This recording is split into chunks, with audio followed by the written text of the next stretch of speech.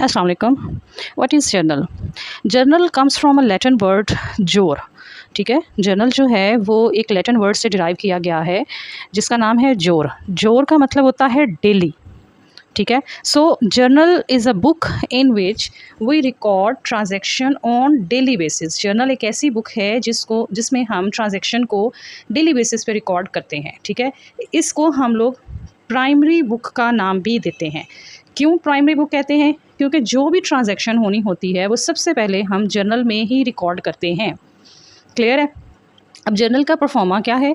ये 5 कॉलम्स पर मुश्तमिल एक टेबल है।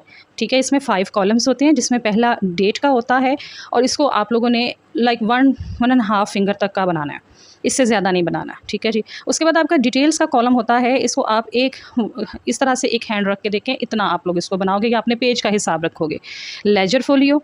ठीक है, उसके बाद 2 डेट्स के कॉलम आपने इक्वल साइज़ के बनाने हैं। स्टूडेंट्स क्या करते हैं कि वो डिटेल्स का कॉलम यहाँ तक बना लेते हैं और अमाउंट्स के कॉलम काफ़ी जो है ना वो वाइडर बनाते हैं, तो उस तरीके से परफॉर्मा ठीक नहीं लगता। तो आप लोगों ने परफॉर्मा को इसी तरीके से बनाना है। ठीक है जी। Date, details, ledger folio, debit amount in rupees and credit amount in rupees. पहले डेबिट की अमाउंट लिखेंगे, फिर हम उसमें क्रेडिट की अमाउंट लिखेंगे। ठीक है जी। जो भी अकाउंट आपने डेबिट करना है वो आपने ऊपर फर्स्ट लाइन में लिखना है और जो भी अकाउंट आपने क्रेडिट करना है उसको आपने सेकंड लाइन में लिखना है। यानी पहले डेबिट आएगा फिर क्रेडिट आएगा। ठीक हो गया।